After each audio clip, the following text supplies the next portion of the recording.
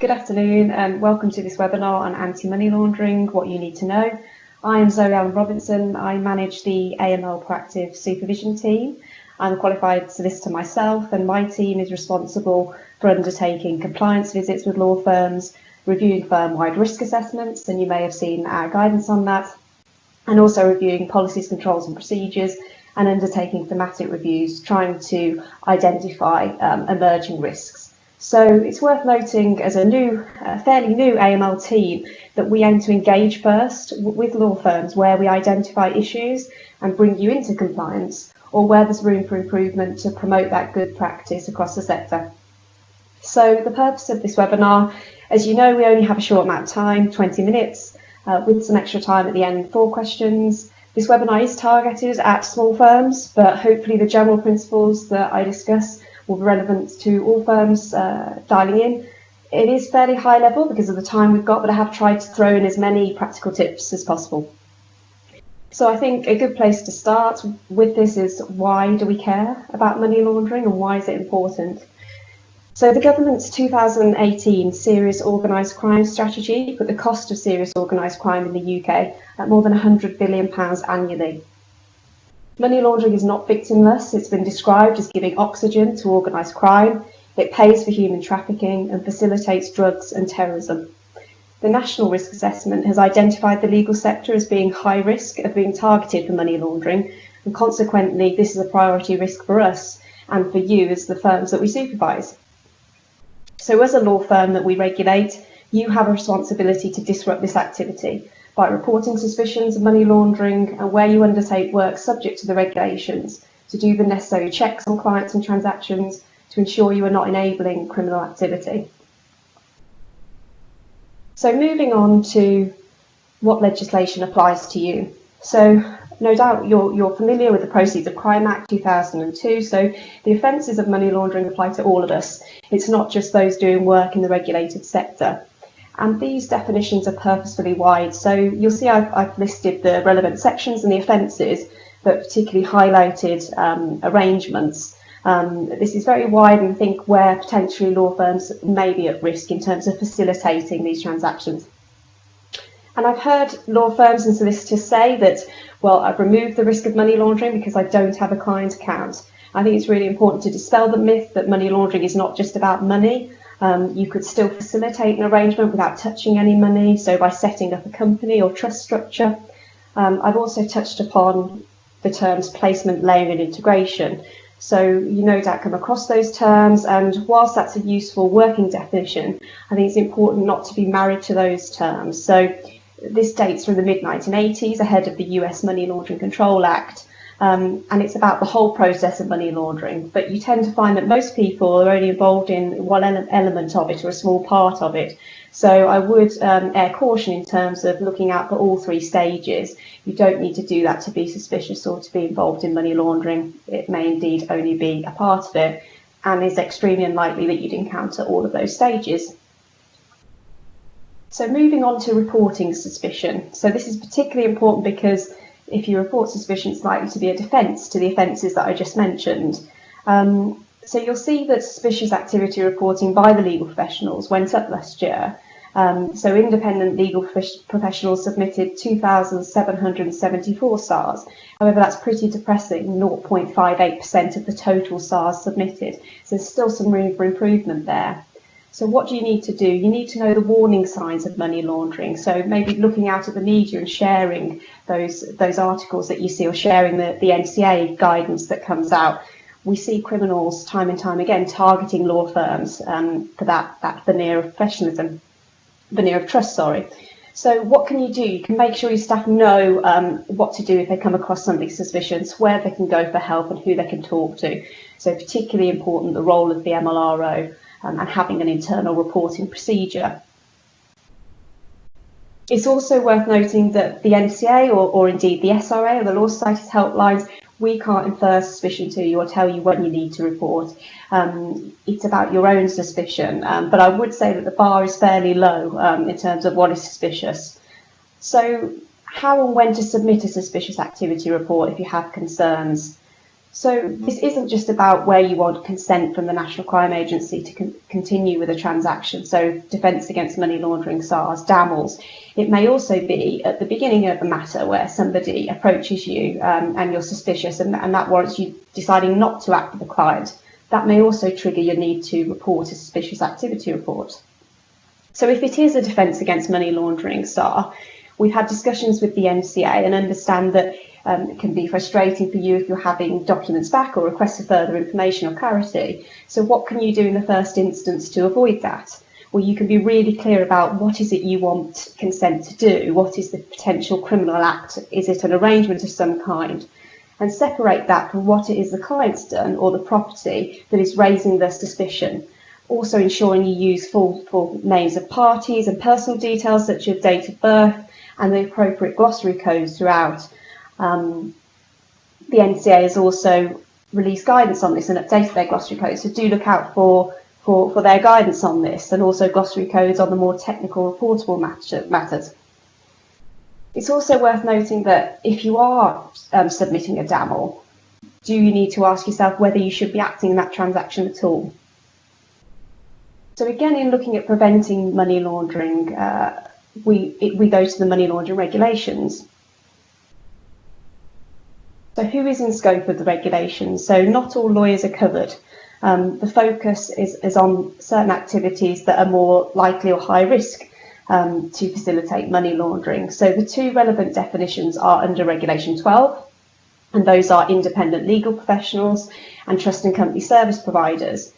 So an independent legal professional is a firm or sole practitioner who, by way of business, provides legal or notarial services to other persons when participating in financial or real property transactions.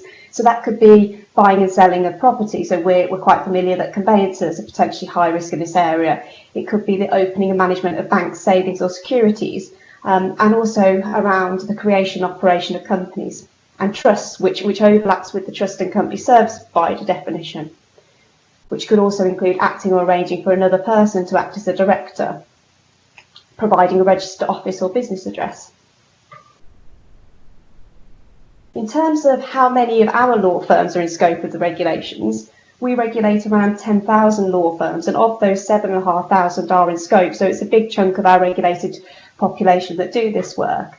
And I think although we're familiar with conveyancing falling into this pot, or also setting up companies and trusts, it's also worth noting the activities that could come into scope. So we may not think family or personal injury law is initially in scope, it's unregulated. However, if you set up a PI trust at the end of a matter, that would bring you into scope. Similarly with family, if it's a divorce and you're dealing with shares or company assets, that may also bring you into scope of the regulations. So just to be mindful of that too. So it's also worth noting the changes that came into force on the 10th of January 2020. The biggest changes obviously came into force with the 2017 regulations. So there's only been a couple of minor changes as a result of the 5th Money Laundering Directive, compared with the more drastic changes of the 4th Money Laundering Directive. A couple of things to make you aware of.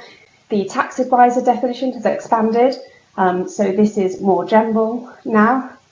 And it used to be around the advice about the tax affairs of other persons. However, that's been substituted with material aid or assistance or advice in connection with the tax affairs of other persons, whether provided directly or through a third party. So that may well bring some activities that you do, or where you refer people on for tax advice, say with probate or again with family matters, that may also bring you into scope. Other changes worth noting: policies, controls and procedures. You now must cover this off in your policies where you act for what would amount to a complex or an unusual large transaction for your firm. Obviously that's very different whether you're a small firm or even if you're a boutique law firm and you do regularly act for high value transactions. So setting out what is large or complex or unusual for your firm and your particular circumstances.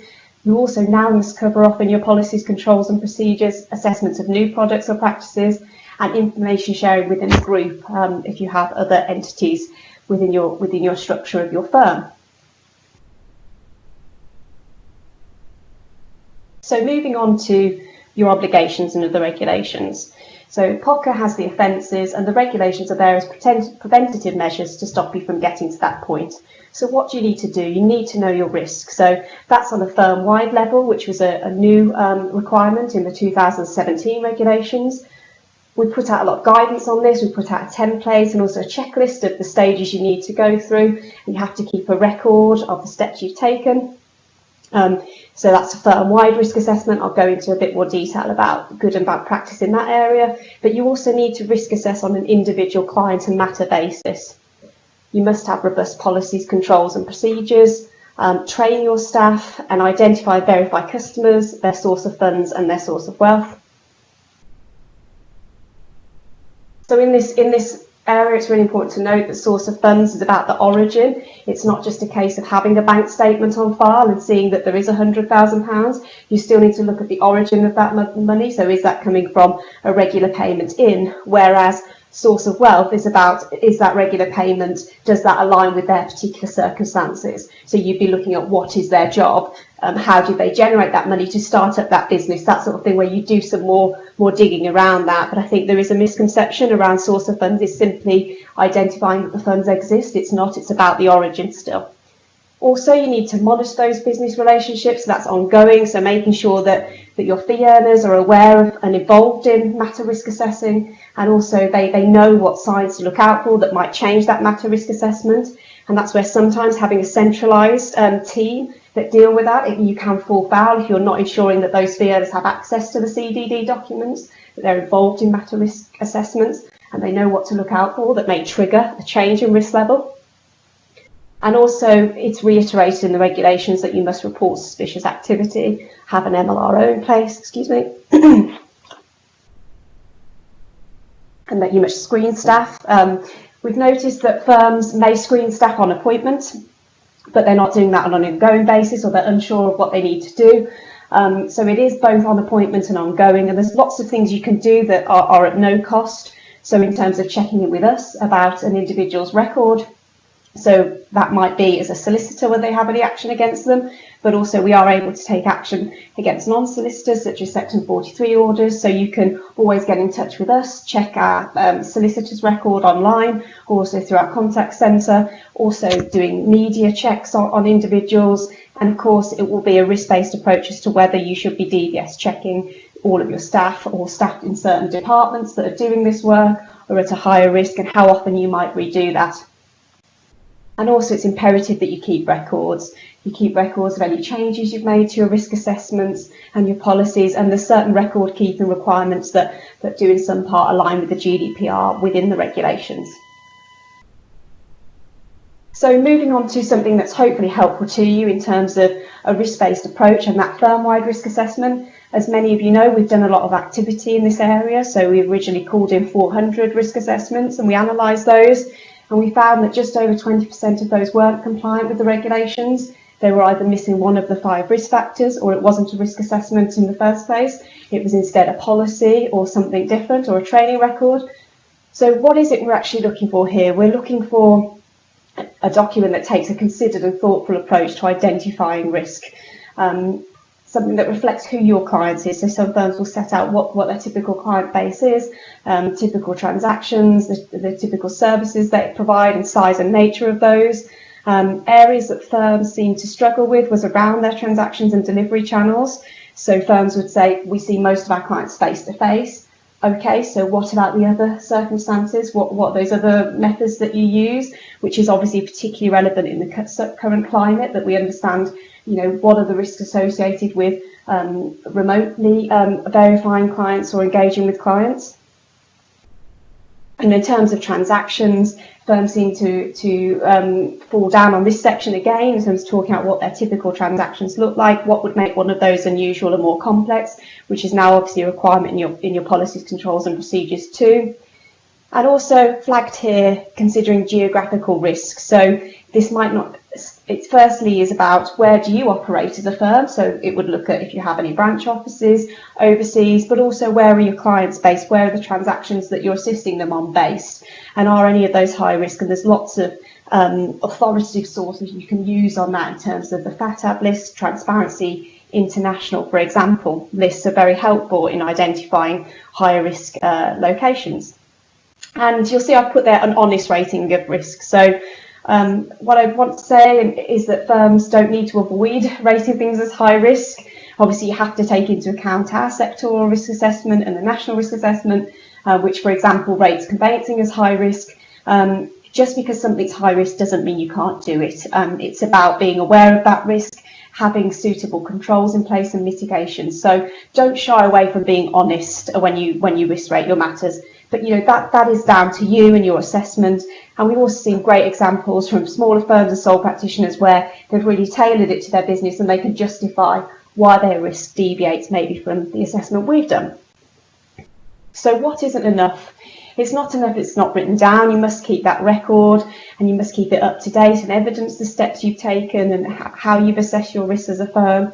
You have to consider the national and the SRA sectoral risk assessments, which I've mentioned. So that is also a requirement in Regulation 18, and those are available on our website. And also we've seen it doesn't cover all the services or transactional work you provide. So if you do want to use our template, which is available on our website, that aligns initially with our sectoral risk assessment. But you must then go into, if you do other services that within scope, you must then go into detail and list those. We've seen some great examples where they involve unregulated parts of the business and have department heads review that document, check it's appropriate and see if there's any overlap with other areas that you do.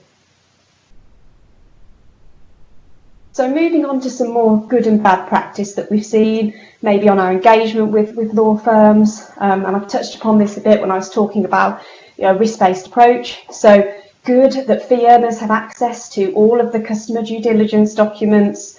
They're keeping a clear record on files, there's clear matter risk assessments and ongoing monitoring processes. Robust source of funds checks, as I said, looking at the origins, not just that the money exists, and keeping evidence of those checks on the files, or about noting your decisions, because when we speak to fee earners, they're able to explain what they did, but it's unclear from the file potentially, and that can obviously put you in difficulty. So do make a note of why you've reached a certain conclusion, what documents you've looked at to form that conclusion on that client matter. What's bad? A tick box approach, and that then feeds into CDD evidence not documented or read. So with a tick box approach, yes, I've got a bank statement. You're able to tick something as low without it pulling up any triggers or without you considering other factors. It's really concerning when we see documents that when we read it, it's clear that this potentially there's an issue. The names don't add up. There's deposits in the account. You can't see where those have come from. You ask and the fee earner doesn't understand either or hasn't made inquiries, and that goes down to that tick box approach. I have those documents, but they haven't maybe been read or investigated further when they should be. So I've run through that and we're nearly at 20 minutes. So I think it's probably good to move to some questions, and we have got some questions. So let me just have a look at what people are asking. Okay, so the first question, does the client sending their proof of identity and address via email to us before a meeting and then showing it to us over Zoom satisfy the anti-money laundering regulations? Do I need to write anything on the ID? So obviously it's particularly important with the current situation with us all being in lockdown. So I think starting point is that the standards are still exactly the same under the regulations. But clearly there needs to be other practical steps taken. So there is LSAG guidance out there that we've co-written on COVID, and certainly this example of having the client via Zoom or another platform show their photo ID next to their face and some sort of live video conferencing, that is one of the steps that we have said would be a practical way of satisfying ID and verification. Do I need to write anything down on the documents that you have? Absolutely. Make a record of the circumstances of what you've seen and what you're satisfied on, that is the person you're talking to. As to whether you need to do anything else is really down to that particular matter and that particular client. So that might be sufficient for a low risk client. You need to maybe track back to your firm-wide risk assessment and where you'd rate that individual, whether there's any other checks you need to do to satisfy yourself on the entirety of CDD. Okay, so looking at some other questions here. If client ID is checked manually, is it acceptable to take scanned copies during social distancing? So I think hopefully that's been covered by the original question, in terms of how you evidence that if you have those documents in, and in terms of verifying using other sources, and the example given via some sort of video with the photo ID might be something you need to add to that, and making sure you do make a note of why you've accepted certain documents or what checks you've done to satisfy yourself. Then another question, what are the additional risks for anti-money laundering for law firms arising from the current situation caused by COVID-19? So yes, quite a big question there. I think that the problem is this is an unusual situation, which may make it harder or easier to spot unusual activity in terms of money laundering. What we do know is that criminals are innovative, and they certainly innovate, and they are able to change and adapt to circumstances. And we've heard a lot in the press about criminals taking advantage of the current situation. I think in terms of practical steps and the risk that I perceive is about with remote working, and if it's a bit disjointed, this is something you haven't done as a law firm and you're having to adapt to this quickly in terms of getting staff able to do their job, and you want to continue to provide services to your clients, just being aware of any risk that has, any sort of potential gaps in your processes, that your team know what they need to be doing and what sort of checks they need to be doing. I don't think it should necessarily require rewrites of your policies or process controls, but I think certainly just revisiting those. Have we covered off in our firm-wide risk assessment the risks associated with using Skype or taking ID and verification, as we've discussed, and satisfying CDD by different methods? So it might be that you need to send something round on an interim basis, reminding people of their obligations and what checks they need to do. But I think it's really difficult to exactly perceive what all risks might come out of that, but hopefully that's helpful in terms of some practical steps you can do to mitigate that. And just being really alive, it may be that it's easier to identify because you're being more vigilant, or the level of your services have slightly dropped in this time. But I think certainly there's plenty of guidance on our website, and a link to the LSAG COVID-19 guidance with typical Q&As that are being updated if you need any more information. Which takes us quite nicely onto the final slide around other help that's available. So I've touched upon the LSAG guidance, but we also have our risk outlook, we have our national and sectoral risk assessments, warning notices, and various guidance on our website. But if you find that you have a specific question that can't be answered by what's on our website, please do get in touch in the first instance with our professional ethics team, who are also trained on the money laundering regulations, and they can answer your queries. But if not, they'll be able to get in touch with our team too. So I hope you've all found that helpful. Thank you very much for tuning in.